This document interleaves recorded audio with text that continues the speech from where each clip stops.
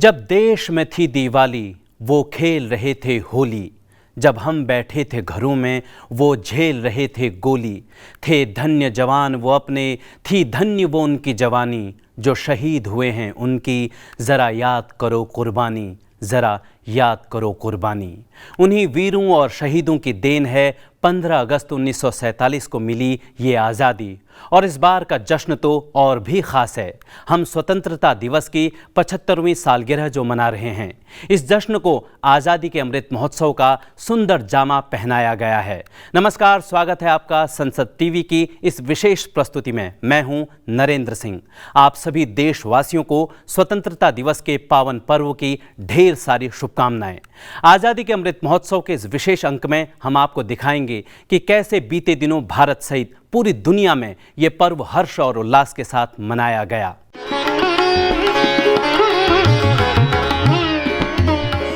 आज का दिन वह शुभ दिन है जब हमने आज़ादी के 75 साल पूरे कर लिए हैं। नए सपने, नई उम्मीदें, नई उपलब्धियों को पाने के ख्वाहिश लिए संपूर्ण देश अमृतकाल में प्रवेश कर चुका है।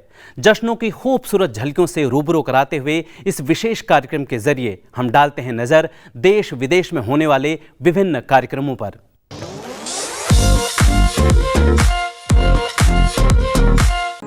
एक ठहरा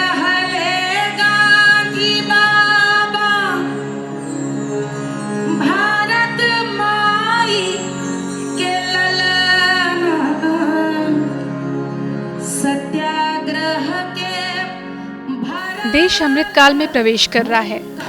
यह एक अवसर है देश के उन वीर सपूतों को याद करने का जिन्होंने इस देश के लिए अपनी कुर्बानी दी, उन गीतों को याद करने का जो उनके द्वारा और उनके लिए लिखे गए थे, लेकिन जिन्हें अंग्रेजों ने प्रतिबंधित कर दिया था। उन्हीं प्रतिबंधित गीतों की ध्वनि गूंजी दिल्ली के कमानी ऑडिटोरियम में। मौका था मुक्ति गाथा के प्रदर्शन का, जिसे प्रस्तुत किया लोक गायिका मालिनी अवस्थी ने। मंगल पांडे अमर सपूत के आज अमर दस्तान सुना। अरे बैरकपुर मां रहने से पागी भूख रहे न बलवान सुना। अरे बैरकपुर मां रहने से पागी भूख रहे न बलवान सुना।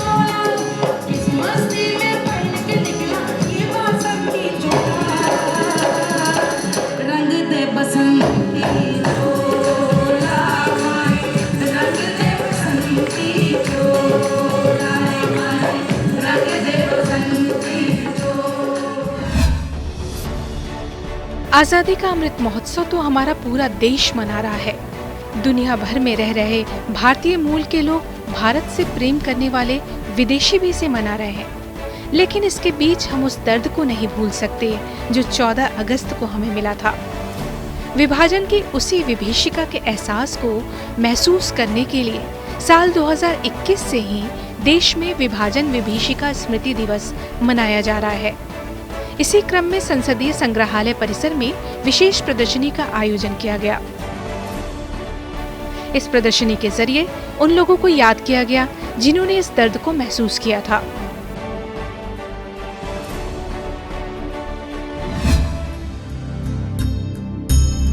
पंद्रह अगस्त 1947 के दिन का राजस्थान के दौसा जिले के आलूदा गांव से बहुत निकट का संबंध है।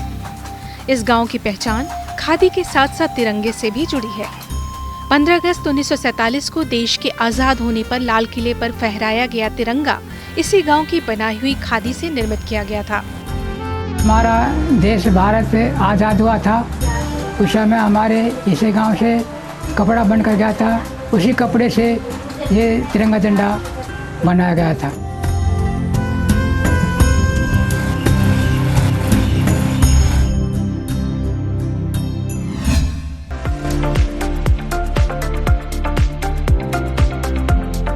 दिल्ली के सेंट्रल पार्क में भी हर घर तिरंगा हर दिन तिरंगा मुहिम के अंतर्गत विशेष आयोजन हुआ। इस सेंट्रल पार्क में युवाओं के एक बैंड ने खास तौर पर देशभक्ति गीतों की प्रस्तुति दी।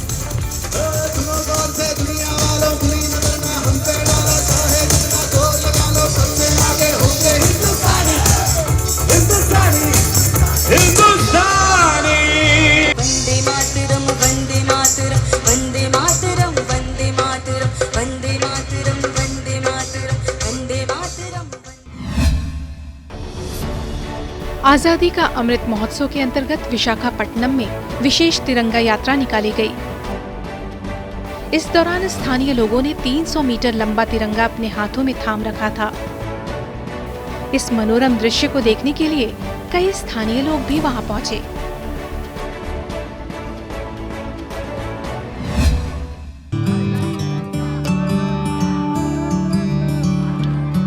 कश्मीर के बारामूला जिले में भी स्थानीय लोगों ने तिरंगा यात्रा निकाली।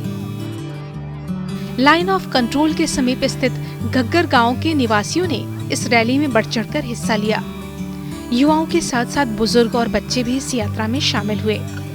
इस यात्रा के दौरान जो तिरंगे इन लोगों ने थामे, वो सभी इन लोगों ने फिर अपने अपने घरों में फहराए।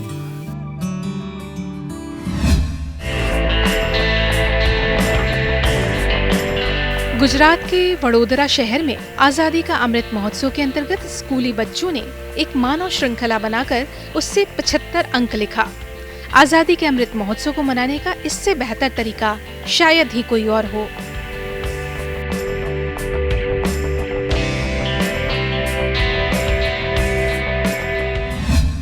वंदे मातरम, वंदे मातरम, सुजलाम सुफलाम मलयज शीतलाम शस्य श्यामलाम मातरम। आजादी का अमृत महोत्सव में देश की प्रख्यात महिला तबला वादक अनुराधा पाल ने भी एक सुंदर प्रस्तुति तैयार की। ताल तिरंगा नाम की ये प्रस्तुति भारतीय ध्वज के लिए एक श्रद्धांजलि है। अनुराधा पाल ने वंदे मातरम गीत को अपने ही तरीके से सुंदर रूप से प्रस्तुत किया है। इस प्रस्तुति में तबले के साथ ही कई और भारतीय वाद्य यंत्रों का उपयोग किया गया है। वंदे मातरम, वंदे मातरम, वंदे मातरम।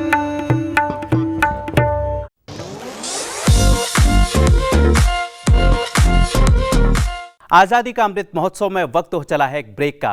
ब्रेक के बाद आपको बताएंगे अमृत महोत्सव के अंतर्गत अंतर्राष्ट्रीय स्तर पर क्या कुछ हो रहा है खास। ब्रेक पर जाते हुए आपको छोड़े जाते हैं कर्नाटक स्थित विश्व विरासत स्थल हम्पी के इस दृश्य के साथ, जहां हम्पी को तिरंगे के प्रकाश से सजाया गया है।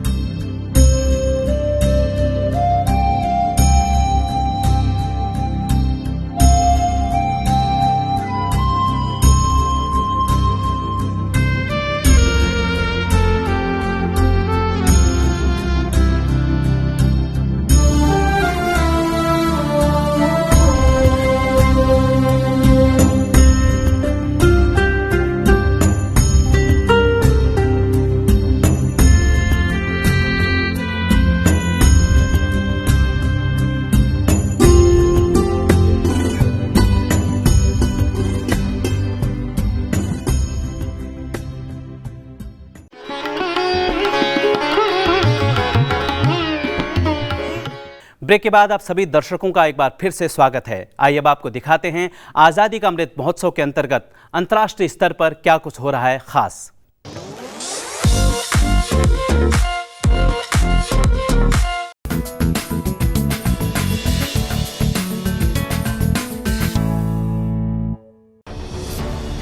देश की आजादी के 75 साल पर सेशल्स में सांस्कृतिक संध्या का आयोजन किया गया। नृत्य, गायन और संगीत के माध्यम से भारतीय संस्कृति और यहाँ की विविधता मंच पर सजीव हो उठे। दर्शकों ने इस कार्यक्रम को खूब सराहा।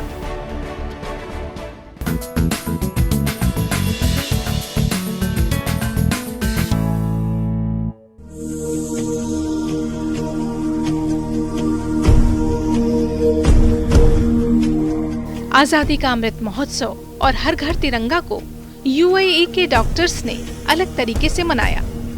अपनी मातृभूमि के लिए प्रेम को दर्शाने के लिए पिछले दिनों यूएई के करीब 53 डॉक्टर्स ने एक साथ मिलकर भारत का राष्ट्रगान गाया।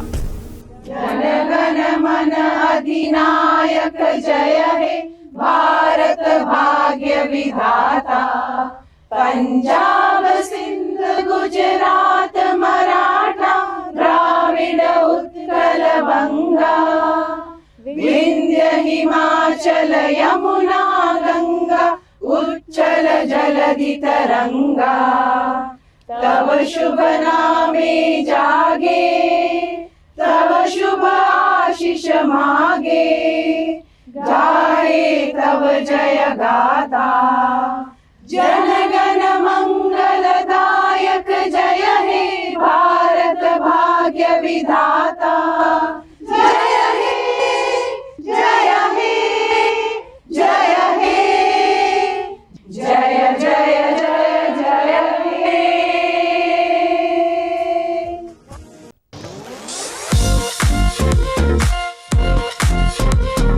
अब बारी है पिछले हफ्ते पूछे गए सवाल की। पिछले हफ्ते हमने आपसे पूछा था हमारे राष्ट्रीय ध्वज की लंबाई और चौड़ाई का अनुपात कितना है। आप में से बहुत से दर्शकों ने इसका सही जवाब दिया है। आइए जानते हैं इस सवाल का सही जवाब इस छोटी सी एवी से।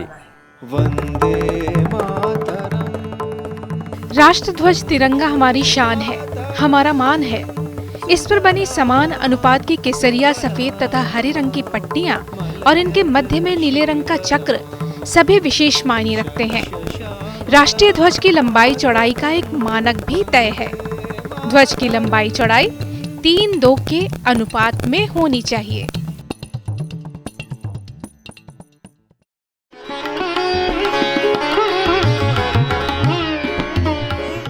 आज़ादी का अमृत महोत्सव के आज के अंक में बस इतना ही। चलते चलते आपको छोड़े जाते हैं अमृत महोत्सव पर संसद टीवी की इस विशेष प्रस्तुति के छोटे से अंश के साथ, जिसे भारतीय सुरक्षा में जुटे विभिन्न बटालियनों के बैंड ने प्रस्तुत किया था। मुझे दीजिए इजाजत। नमस्कार।